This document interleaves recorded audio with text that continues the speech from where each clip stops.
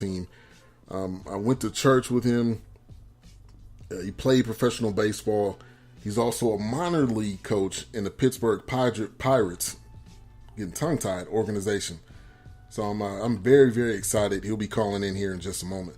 And yeah, bro, Folt is a Texan. He is. I believe he went to the same school that Matthew Stafford went to, and I think Clayton Kershaw went to. So I'm a Nick Foles fan. So let's talk about some other things from this week. Like I mentioned earlier, rest in peace to Oscar Gamble. If you're not familiar with that name, go look up a picture. All you have to do is type in Oscar Gamble in a Google search, and you'll see one of the best afros ever. Guy had a 17-year career. He died at 68. He is well known for a comment that he made, and this was in regards to the dysfunctional Yankees clubhouse, because he played for the Yankees for a long period of time. And his comment was, they don't think it like it is, but it do. That is a very interesting comment that he made. But he is big in baseball. He's coached, he's played, he had a great career. So RIP to him. So there was some dumb news that came out this week, which was LeBron going to the Warriors. I'm not going to spend that much time on this, but we all have to know and realize that this was garbage. This is not going to happen. It shouldn't happen on either side. LeBron shouldn't want to go to the Warriors, and the Warriors shouldn't want to spend half or probably more of their money on LeBron James when they've already got one of the best teams of all time. So that's it with that comment. I'm done with that one. Kevin Love's going to be out for 8 weeks. He breaks his hand. The news that came out today is what they're saying is that the Cavs are willing to trade a first-round pick and whoever to try to get youth on the team. And if I was LeBron, I would just stay on the team I'm on. You're already in a great position. People already want to come to Cleveland. People want to come to Cleveland because of you. They're not coming to Cleveland because of the scenery or because of the night scene. They're not coming to Cleveland for that reason. They're coming to Cleveland for you. So stay in Cleveland. You've got a great team. You can get anybody and everybody to want to come there. Stay there. There's rumors of him wanting to go to LA. Rumors of him wanting to, do different things, which I don't understand. Stay where you are. You're in a very, very good position to win a championship. I don't know, but you're in a good position to win games. But to win a championship, I don't know if that's going to happen. I don't know if that's going to happen in the remainder of his career unless somehow, some way, one of the Warriors players get injured. But other than that, to me, it's very difficult to see or to know that he'll be able to win a championship for sure. So other news also, Canelo Triple G Part 2 is set to happen. This is according to Oscar De La Hoya on May the 5th. All right, and we got our next caller up on the line. Kieran Mattison. How's it going? How you doing, Ben? Doing good, man. Appreciate you for coming on. Appreciate you having me, man. It's been a while since we had the chance to catch up, but this is a good environment to do it in. Yeah, definitely. So, like I said, I've been talking about this interview pretty much all show. He is the coach of the French men's national team, the baseball team, and he's the first black coach to reach that point. But I wanted to really just talk about how you got to this point. When did you know baseball was like a passion and that's what you wanted to do? Ben, I'm a sports head. Like growing up, man, me and my brothers, we was in sports from 5 years old. I was a 3-sport athlete. I played football, basketball, and baseball. And I mean, baseball was fun when I was younger, but my heart was football. And I enjoyed basketball, but as I continued to grow up and play in the yard with my brothers and my cousins and friends and started playing school ball, and then I played all 3 sports all the way through high school, and I always envisioned myself being like Deion Sanders and Bo Jackson, being 2-sport athletes in the pros. So that was kind of my dream when I was younger. And then I ended up playing only baseball at college, and it was a challenge for me because I almost actually stopped playing baseball when I was 14 going into the high school, and I was just going to focus on football and basketball. But my mom said, she said I should revise that decision and really think about it. Yeah. And somehow my high school varsity coach found out, and he was on me the whole football season, the whole basketball season. And I said, you know what? I'm going to give it a try. And, man, I ended up playing one game on JV, and then they moved me up to varsity. I started all 4 years at varsity in high school. So that's when I kind of knew that baseball was kind of something a little special. And I just played it because I had fun playing it. And then when I went to college and played it, I was recruited for outfield, and they said I may pitch it on the side, depends. And then when I get to college, after 2 weeks of working out, they moved me to a pitcher only, and I was like, man, I don't want to just pitch. Like, baseball boring if you just be a pitcher. You got to be able to hit something. Look, yeah, like that's the only reason why I played baseball, because I actually love to hit, and I was actually a good hitter, man. Like I always batted third. I batted third. Only time I didn't bat third was in 9th grade. I batted. They put me at the bottom of the lineup. By my sophomore year, I was in the middle of the lineup, so I was a good hitter. But they took the bat out of my hands, and I was like, man, that's not right. So I accepted the challenge of learning how to pitch, because I had a shoulder injury my senior year in football that pretty much decreased all of my velocity, so I couldn't throw as hard, so I had to learn how to pitch.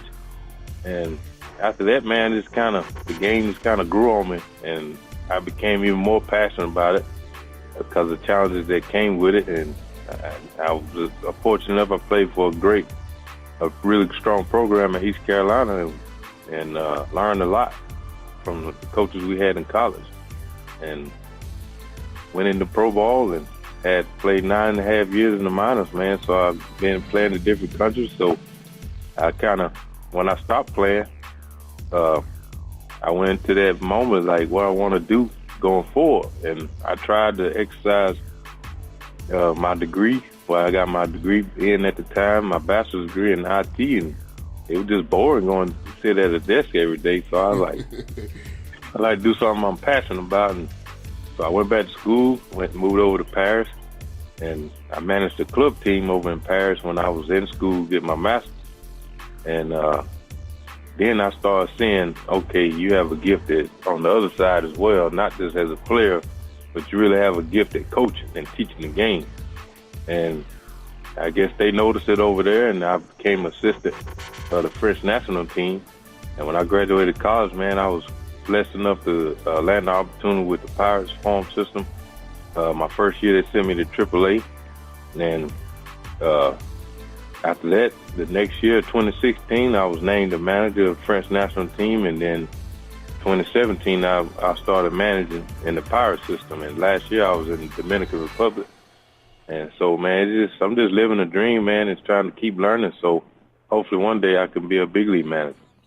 Yeah, and I remember, so me and Kieran, we met at church. We went to church together. We actually sang in a choir together, believe it or not. We was on the back. We was on the biggity back. You know, they told us to sing down low because they didn't want us to, they didn't want our voices to be heard too much because we was in the deep.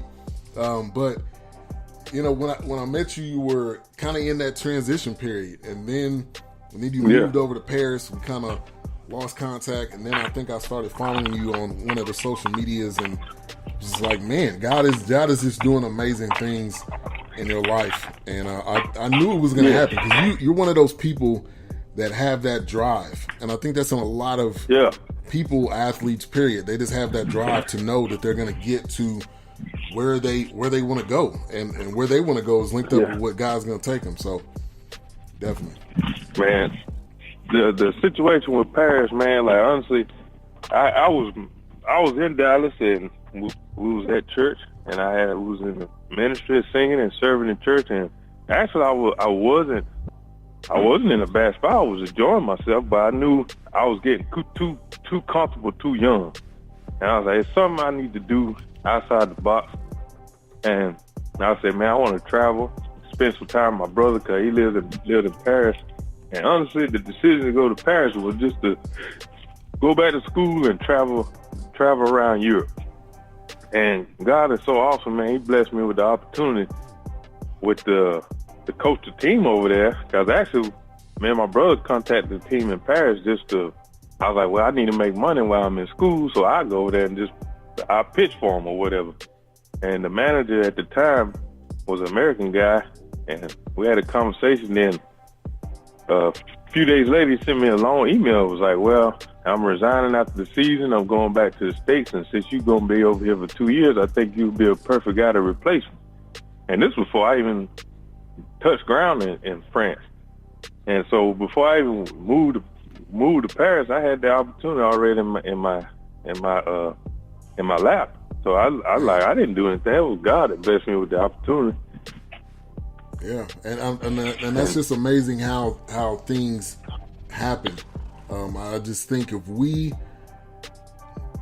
just believe, and if we are just continuing to stay in line with what God has for us, and we're just continuing to, I believe, just staying in His presence, it's just amazing what the opportunities that are come your way. And I think that's exciting.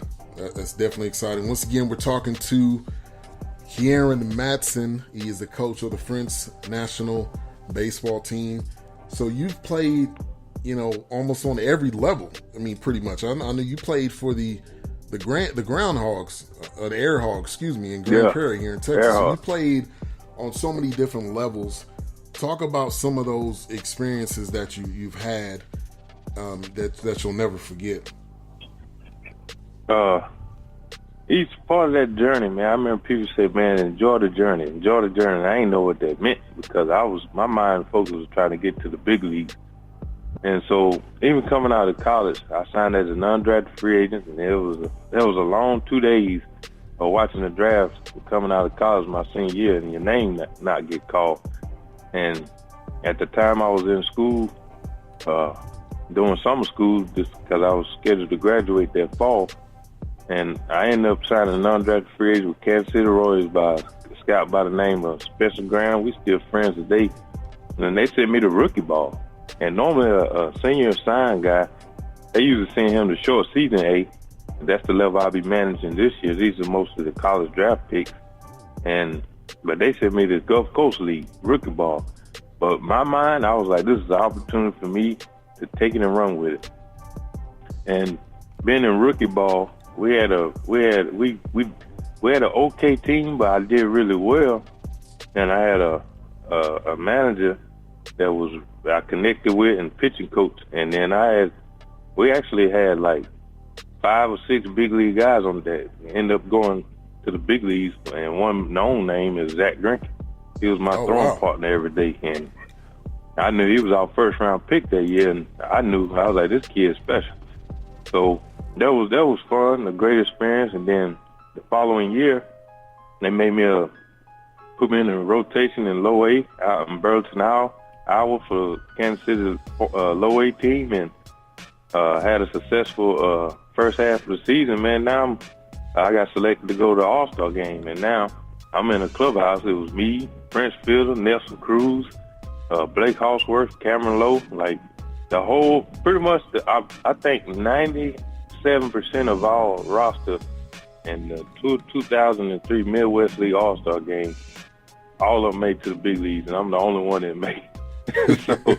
So I was in good company, and I just kind of, man, I had to scratch and claw for those 9.5 years because being a non-drafted free agent. Now, the knowledge that I've obtained over the years, like pretty much what you sign with when you sign, like what round you go in, how much money you sign for. That's pretty much